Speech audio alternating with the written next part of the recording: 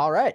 Awesome. Well, thanks everybody for joining. Obviously, my name is Matt Gardner. I do know you all on some level. So I really do appreciate you all coming today on a Saturday afternoon to join me. So let's get into the slideshow. Awesome. So today we are going to be going over the top 3 challenges in sobriety and my 3 steps to overcome them. So over the past 6 weeks or so, I've had literally several hundred conversations with people ranging from 4 days sober to 8 years sober. Every person I talk to, I ask the same question, like, what has been your most challenging part of your sobriety? Whether it's, early on or late, what has been the most challenging part? And all of the answers I got fell into one of 3 categories. So we're going to go for those today. A little bit about myself. I'm a recovery coach, storywork coach, certified breathwork guide, and sound therapist. I was a daily drinker for all of my 20s, including a trip to the hospital for acute pancreatitis in 2008. I was 27 at the time. I hit my rock bottom moment in 2012. I attended my first AA meeting at that point, which led me to 3 years and 3 months alcohol-free. I then attempted moderation, thinking that I'd been cured from alcoholism. I tried everything I could to prove that I could drink like a normal drinker with a 0% success rate. So since April 2019, I've been thriving in my best alcohol-free life.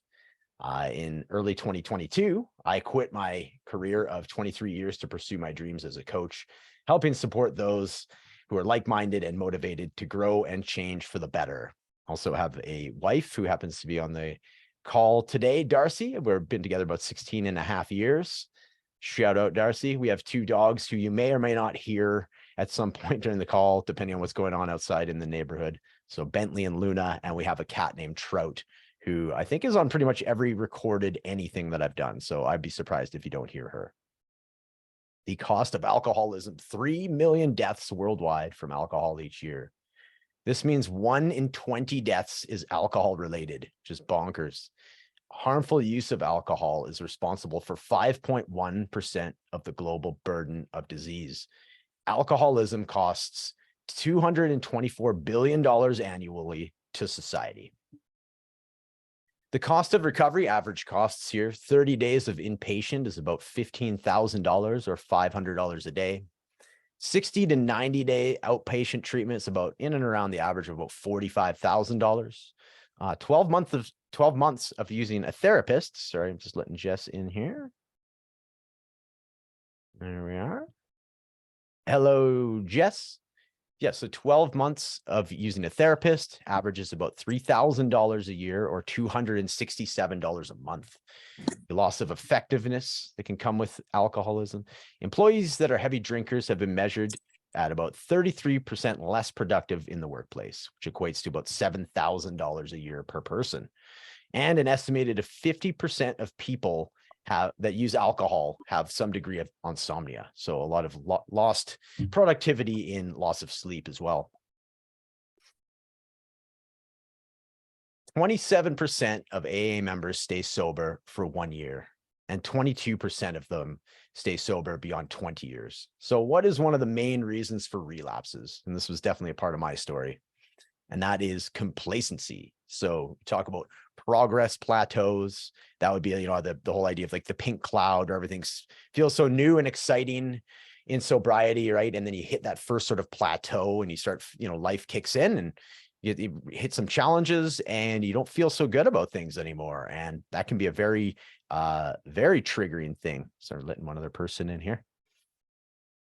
Hello, Brett. Yes, so the progress plateaus, that was always very triggering for myself. I get 21 days in, it seeming like clockwork was a pattern of mine. I'd get about 21 days into sobriety. I'd hit a plateau. I started feeling crappy, usually physically, just like, I've been going to the gym, I've been eating right, yet I still felt like crap. So I was like, well, if I'm going to feel like crap, I'm going to start drinking again. So it was this pattern that I ran for sure. I find the letting your guard down and the illusions of control definitely go hand in hand. So for myself, letting my guard down after a year or so of sobriety, I'm like, okay, I've gone through my birthday. I've gone through Christmas. I've gone through Thanksgiving. I'm like, I got this, right? And then of course, that's the illusion of control. Those were the 3 words for myself is I got this, and me saying that to myself, the illusion of control Definitely Whoa. based out of complacency. Um, Whoever has their mic on, can you please remain muted?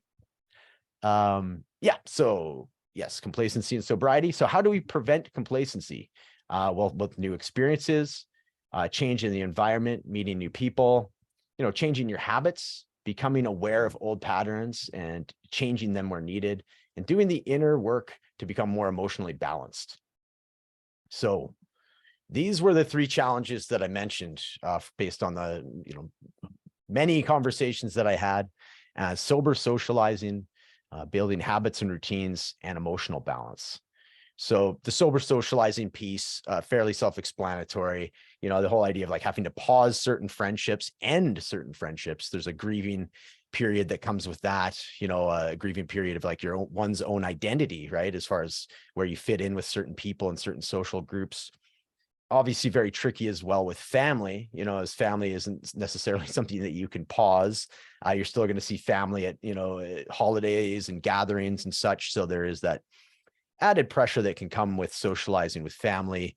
When perhaps they're still drinking, perhaps they've, pigeonholed you as the party person, right? And they don't necessarily want to let go of that. And they find that your changes are very unpalatable to them, right? So the sober socializing thing was a really big one. Habits and routines. And that comes up with, all this extra time and all this extra energy that you can get from sobriety, right? No, for me, it was like, man, my mornings were my least favorite time of day, hands down. When I was a drinker, it's like I dreaded them. I'd wake up anxiety. There'd be some degree of piecing together what I did the previous night. So there was some shame in that, a lot of anxiety, right? Resentment.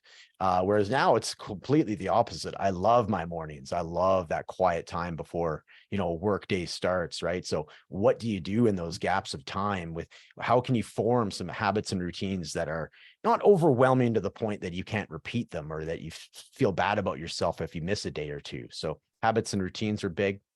And then emotional balance. And I would say between sober socializing and emotional balance, pretty close to a tie there, like 1A, 1B, and definitely head and shoulders, both of those above habits and routines was sort of a distant third place, I would say, out of these top three challenges.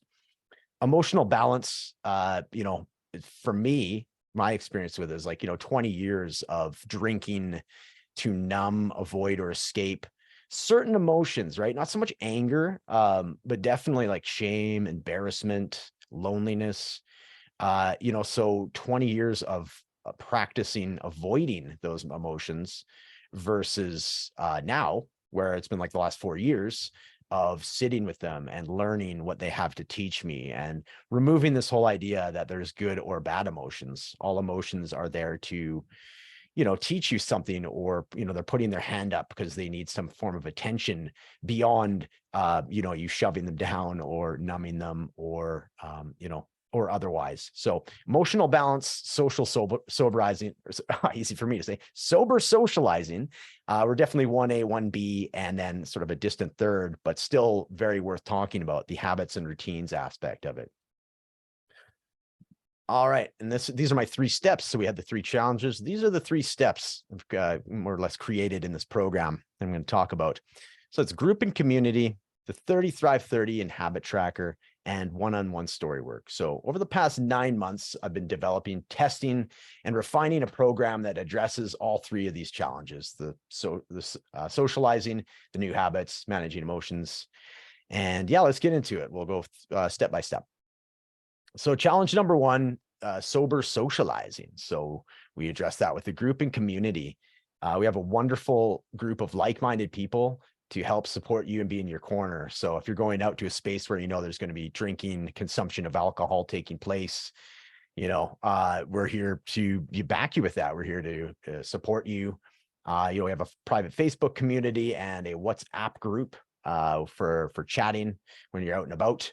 And in this group, you're going to feel supported, and there's like definitely like a loving accountability. Accountability can come across very rigid and unfriendly. So I wanted to make sure it's a gentle accountability. It's very supportive. So I'm actually going to call upon one of the members of the group, the current members of the group, and I want her to speak on it here. So Caitlin Tolson, can you unmute, please? And yeah, I want to have a little chat with you.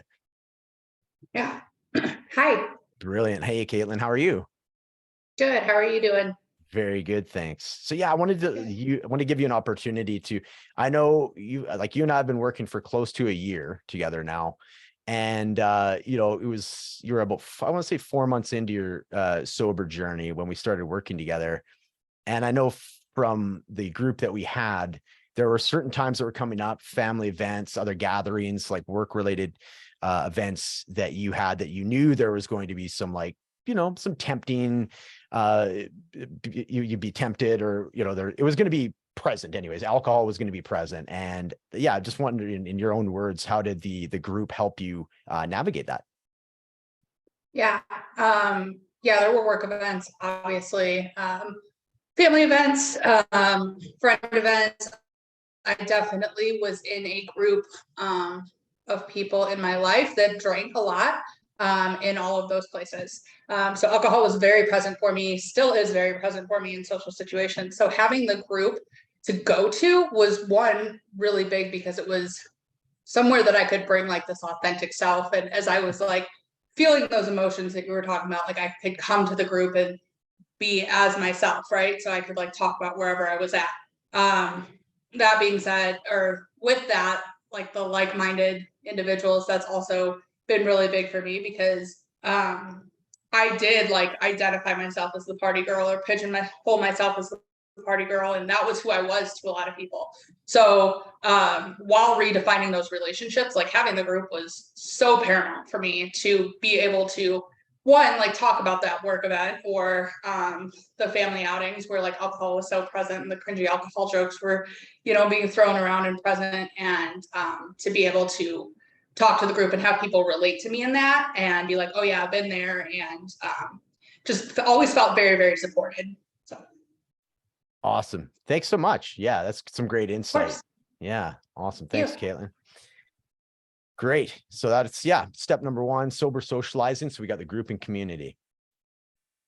Challenge number two, so habits and routines. So the 30 Thrive 30 and habit tracker. So 30 Thrive 30 was a method that was developed in the early versions of this program. So that's where the 30-30 comes from. So it was, the 30-day challenges. We did dry July, sober October, dry January, which all happened to be 31 days. Doesn't quite have the same ring of 30 Thrive 31. So we just kind of kept it in 30 Thrive 30. The idea is for the 30 days, you take 30 minutes, the first 30 minutes when you wake up or sometime in the morning, and you do three different 10-minute activities. So one 10-minute activity for each body, mind, and spirit category. So for example, I did 10 minutes of jogging for body, 10 minutes of reading out loud for my mind, and 10 minutes of breath work or meditation for my spirit, and do that each morning for the 30 or 31 days of the month.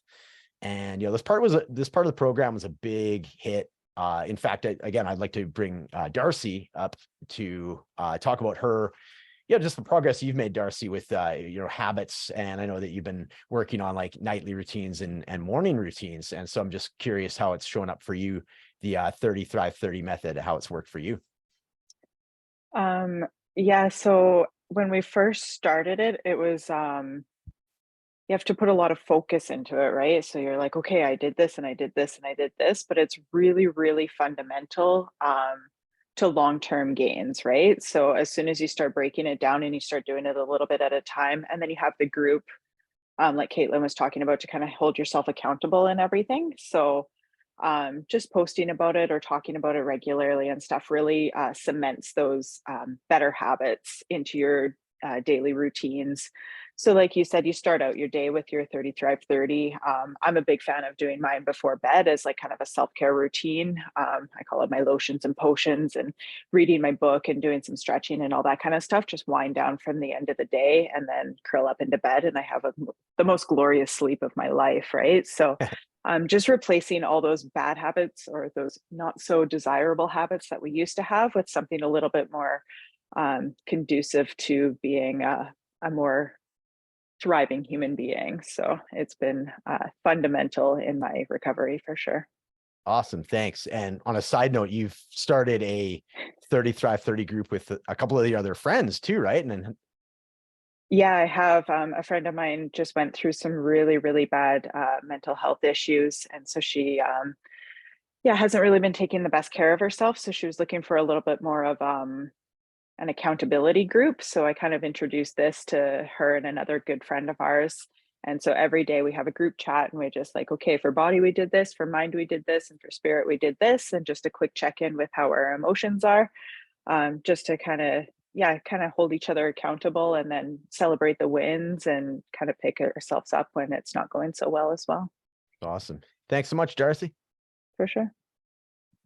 All right. I like these slides here. I wanted to show, it really shows the power of, seemingly small steps.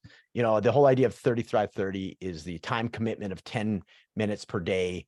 It says easy and consistent. It says easy to stay consistent with. You can kind of see on this bottom one here, motivation and even physical and mental health will fluctuate and there'll be peaks and valleys. So if you're finding just that 10 minutes a day, that 10-minute a day activity, and it's easy and consistent to maintain, you're far more likely to stay with something and feel better about yourself. And I've had it where I'm like, where you can see number A, or letter A rather, up here, where you have like, people, for example, somebody that wants to go to the gym, and so they start trying, they're like, I'm going to go 5 days a week. And it's far easier to fall off completely if you're going to do something like that, whether if you're just going to go, I'm going to go 2 days a week for half an hour, right? Something that's a lot more, or I'm going to set up a home gym and work out 10 minutes a day or whatever it may be. So there's a lot of parallels between, I think, recovery, sobriety, and doing these types of like habit forming and creating habits with 30 Thrive 30. Like the whole idea of, one day at a time, one moment at a time, very beautifully summarized here or shown in this illustration, seemingly small steps, one day at a time. And, over a long enough timeline, you've had this massive change that you've created, right? So, the power of tiny gains here, getting better 1% a day. A couple of interesting stats I quickly want to go over as well. So 1% of your day, so 10 minutes a day is 1% of your day. If you're awake 1,000 minutes a day, which is in and around 17 hours, so that equates for, 7 hours of sleep. So pretty average. So 1,000 minutes a day, 10 minutes a day will be 1%. So, over the course of the year, 1% per day, you're going to have put in 365% more into any activity that you've tried. You're going to get a return of close to 38 times return. So you can really see this, do like, I guess they call it like the hockey stick kind of investment. So, I mean, if you were to invest financially in anything and know that you're going to get 38 times the return, certainly you would do it, right? So it's the same kind of thing to these idea of this tiny gains, 10 minutes at a time, 1% of your day. And by the end of the year, you're going to have this massive gain. So, just think of it. It's like 10 minutes ends up as 61 hours by the end of the year. So, you're going to have 61 hours that you've been reading a book or several books by that point. Myself jogging will be close to 2 kilometers I get in for 10 minutes. So that's going to be, over 100 kilometers that I've put in. So you get the idea. So very important. This is the habit tracker that we do use. So there is, like, just to show you a visual more than anything, you can put in whatever activities that you're going to do during the program. And here, easy way to track it, gauge how you're doing, measure it. It's important to measure things. And biofeedback. So this is the weekly biofeedback form. So you have, depending on what we all decide on a call, prior to enrollment, just what you're looking at getting out of your sobriety and recovery, and what's important to you and how we're going to measure it. So again, able to measure this week in and week out. How is your motivation? How are your cravings? How is your sleep quality? Just going through it like that. So the final step, emotional balance, it's one-on-one story work. So if you're unfamiliar with story work, which there's a fairly good chance you are, it is based on the Lifted method. So that's the coaching certification that I'm a part of. And I'll just quickly go over this here. So how it works, the Lifted method focuses on dynamic combination of the words we use, the stories we tell ourselves, and how we breathe. So words, we map our understanding of our world with our words. Choosing the wrong words can build a thought or a feeling that can lead to confusion, and conflict. The Enlifted method begins with an understanding of how we make a simple word choice can make massive impact on how we think and feel. Story. We all have stories in our lives, relationship stories, money stories, health and fitness stories. The Enlifted method looks at many of these as first drafts and aims to craft a richer and more productive ways to interpret our lives. And breath. The way we breathe when we experience certain thoughts can tell us a lot about our feelings on a subject. Opening up the breath allows us to process old ideas about ourselves and the world around us, or the world around us. The Enlifted method utilizes breathing mechanics to help interpret thought patterns and create relaxed states conducive for growth. So the other main member, the third, so it's Caitlin, Darcy, myself, and this fella here. He was unable to make it today, but he did a quick little, I guess, testimonial or his experience about the story work process. His name is Jason. Hey guys, Jason LaChance here, and I just can't say enough good things about the work that I was able to do and uncover with Matt Gardner and the Recovery Roadmap. I'm sorry I couldn't be there today. It is my significant other's birthday, so we are celebrating her today, but you'll definitely see me on a lot of the meetings. I can't say enough about not only the group and getting together when we would frequently, and just the conversations and vulnerability we were able to have, and just the embracing of one another's struggles. And it's really just a beautiful experience. And in addition to that, take advantage of the story work with Matt, because I've spent thousands of dollars on therapy trying to uncover some of my childhood trauma struggles, how I ended up down a path of addiction and alcoholism. And I got more out of the time with Matt than I did with a lot of these other individuals. Not that there's anything wrong. Their approach just wasn't right for me. And the story work with Matt, it helped me reframe my story and how I was seeing myself, treating myself, and viewing myself in the world. And it's just incredibly valuable work. So please take advantage of that. Enjoy this process, step into it. All the additional classes, if there's breath work, yoga, Tai Chi, whatever it is, really step into it, open it up to yourself, to new experiences and new embraces, because they always say there's just one thing we've got to change in recovery, and that's everything. So it presents a real opportunity, especially how you see yourself and the things that happen to you. For me, it really allowed me to take a look and realize a lot of things that occurred that when I was a child, I was a victim. I didn't have to continue to live in that, and I didn't have to give it any more power. And I could really accept that so much that happened was about others and their issues, and said nothing about me. So please embrace the beautiful experience. I look forward to seeing you guys on meetings. And Matt, thank you for all you do. Wait, that was nice to hear. Thanks, Jason. Yeah, so the program, just to summarize: weekly group calls, the private Facebook community. There's a custom biofeedback form and habit tracker, 2 story work calls a month. And yeah, this is get down to brass tacks, call it Sober 1, 2, 3. So we have the 3 challenges, and then obviously the 1, 2, 3 steps to overcome said challenges. And just so happens that May 1st to August 31st is 123 days. So the numbers work very well that way. The whole idea is like co-creating a community, creating and maintaining some new habits, air out and rewrite the stories of your lives.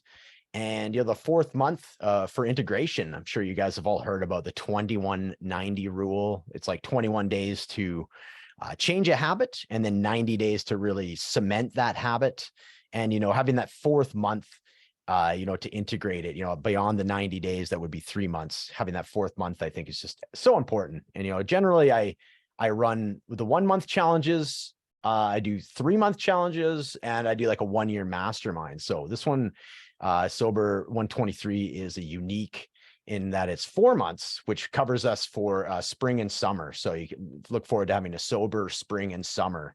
The 4th month ends up being free, essentially, when it comes time to invest or enroll, which is what we'll look at after just one more slide. I was looking at this, and it was interesting to see where people's idea of self-care and investing in self was or is.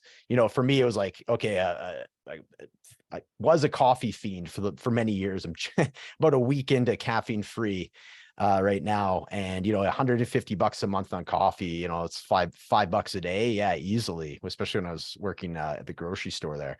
So $150, and this is what I used to call self-care, right? $700 a month on alcohol, yeah, easily. I mean, that was a 6-pack a day, and then just going out on weekends, right? That's easily $700. The old me would have been, not even factoring in inflation, would have been closer to probably $1,100-$1,200 I was spending on this, like back in my rowdy 20s. So that was my self-care, though. That was the way I coped with things, all that, as Caitlin mentioned, the cringy alcohol culture. So the other thing that was interesting too in my research, the average person spends about $18,000 a year on like non-essentials, or just like wasted money, whether it's like, leaving your car running, leaving some lights on in your house when you're out for the night, eating out a lot, Amazon purchases you didn't necessarily need, the shopping therapy, that whole thing. Not something as simple as like not fixing your shower that leaks a little bit, like just the accumulation of water throughout the year that you more or less wasted money on. So yeah, crazy though, $18,000 a year on non-essentials, and that's an average person. So yeah, just the whole idea of like, where are you investing in yourself? I just wanted to bring it up. And speaking of experiences, according to a study, I think this is really coming out of like the pandemic time, 74% of Americans are now valuing experiences over products and things. So experiences like travel, right, has been a big thing. So, I'm viewing coaching as an experience. So think of it as paying for a coaching experience, like it's travel, versus like you're paying for stuff, right? You're paying for like a self-development experience. The average return on investment in coaching is 6 times the money spent on the coaching. So whether that's, you got a promotion at work, you're getting more focused about your spending habits, like saving money, feeling more fulfilled, learning to be more effective and productive. There's many different ways that you can measure, your return on investment for coaching. Yeah, the value of coaching experience. I liked this quote here. Coaching is a thought-provoking and creative partnership that inspires clients to maximize their personal and professional potential, often unlocking previously untapped sources of imagination, productivity, and leadership. So it's definitely a different framing the idea that, the coaching is like an immersive experience versus, say, counseling, right? Where or therapy, where you go and it's more of an acute experience of 1 hour at a time. You don't necessarily get to talk to the person in between calls, right? It's just like, it's the sauna effect, they call it, where you're just in there, you get to vent, you leave, you go back to your life, right? So this is much, much different as far as being able to like, reach out to me at any point, reach out to anybody in the group, a lot more immersive that way. So the enrollment investment, basically, again, to summarize, you got the weekly group calls, the private Facebook community, 2 one-on-one story work coaching calls a month, the 30 Thrive 30 method and tools. Do have some bonuses thrown in there. We do weekly Sunday events. Jason mentioned there's like some Tai Chi. We do like yin yoga. There's some breath work, many, many different things. We have some guests come on and share some really cool things. Had a nutritionist on one time. There's also a 30 lesson online course that's basically 5 modules. It goes with like sobriety toolbox, addressing the why you have, the why behind your addiction, inner dialogue upgrade, celebrating the wins, and effective goal setting. That's all covered in that 30 lesson online course, and access to a sound therapy library. That was the music that you would have heard at the beginning. There's a lot of different solfeggio frequency and chakra healing musical compositions I've done, as well as guided meditations and so forth. So you have access to that. The value all in is I'd say north of that $4,000 mark for sure. And, I'm just going to get into it right here. I will actually throw my booking link in the chat here. The whole idea, and this is the final pitch, I'll bring it all together here. Beating complacency, overcome the top 3 challenges of sobriety, spend the spring and summer with an awesome group of people who will support you and hold you accountable, set and maintain life-altering, easily repeatable 10-minute-a-day goals that will pay off big time by the end of a 12-month period. Air out and rewrite the stories of your life in 8 one-on-one story work calls. The worth of the program, with all bonuses, as mentioned, definitely north of $4,000 value. My 3-month program runs at $2,300. So consider the enrollment fee as including that 4th month for free. And there is a take action now bonus of 20% off. So $1,800 US for 4 months of an immersive coaching experience. You really can't beat the value. I do have my email address along the bottom there, and I will pop my booking link into the chat now. Bear with me. All right. So yeah, and that's the booking link is open for the next 5 days, just for any folks that if you're interested, or if you know anybody that would be interested in this. As I'm recording this as well, so just let me know, anybody. I do thank you guys all for showing up today. So if there's anybody that you could see that would get some value out of this, just let me know. And yeah, the bonus, like $1,800, the 20% off, will be available for the next 5 days. And I just want to get it to, it's like $1,800. Let's do a little bit of framework on this, right? So $1,800 could end up being, in all expenses, 1 week in Mexico. It could be, Starbucks every day for the next year. It could be a thing like we talked about, buying the newest gadget and the newest iPhone. And, $1,800 is basically like 10% of that $18,000 that the average person spends on non-essential purchases. So, which in my opinion is fairly easy to make up. They pull back from Starbucks for a few months, ride your bike where you normally drive, save on some gas money, sell some things that are no longer of use to you. So yeah, $1,800 US for a 4-month coaching experience, an immersive coaching experience at that.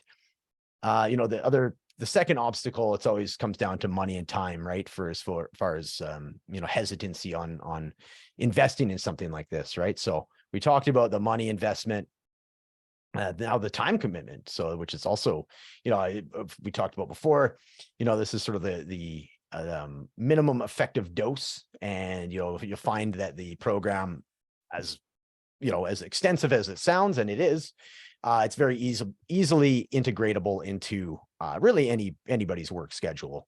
So 33 minutes a day is like the daily minimum. So 3.3% of your day, going off the 10 minutes being 1%.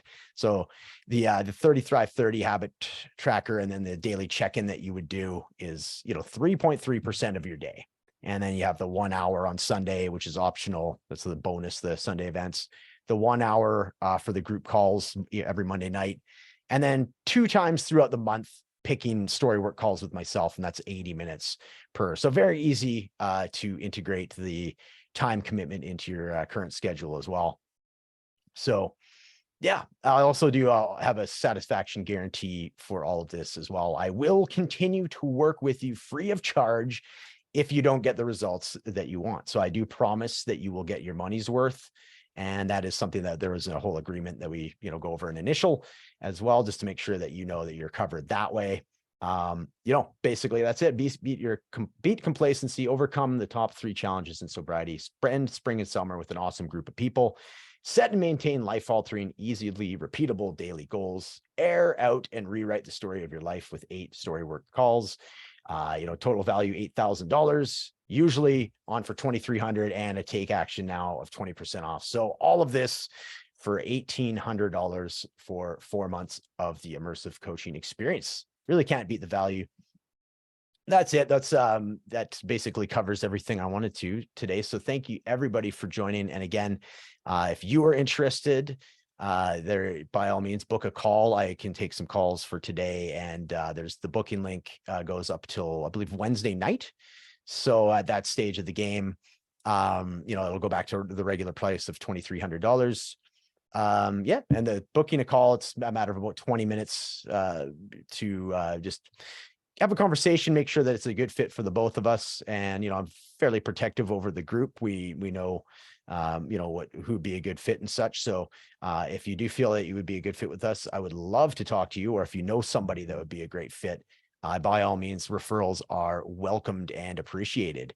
So it's a matter of you booking the call, review and initial the guarantee, just so that you're comfortable and I feel that it's worded in such a way that you're comfortable with your investment, and then making the payment. And everything is set up already. We have the payment links and such. Then after that, it's the icebreaker starts on April 30th, the morning of. It's a Sunday. There's going to be a breathwork and a yin yoga class that morning, and that's just a nice, easy way, completely optional, nice, easy icebreaker for the group. And the first group call will be May 1st at 6:30 p.m. Mountain Standard. So if if anybody has any questions or otherwise, I'll leave the chat open. That's probably the easiest way. And then depending on what the question is, we can bring you on, camera on and such. But if there's anybody that has anything to say, by all means, I have the chat open there. Here we go. Yeah, Beth, thanks so much. Refer some humans. Love it. Awesome. Thank you so much. And you'd love the recording. Thanks, Beth. And thanks, Hannah, to both of you. Oh, I just realized you direct messaged me that. I wasn't sure if you wanted me to read that. Sorry. That's great. But thank you very much. Yes, definitely. I will send that your way. And yeah, they hopped off anyways. Awesome. All right. And Wyatt, you have my email. So if you feel like reaching out, by all means, definitely reach out to me. Or if you want to look at the booking link there, go for that as well. And aside from that, thank you everybody for coming on. And have a great rest of your Saturday. Bye. Thank you. Bye.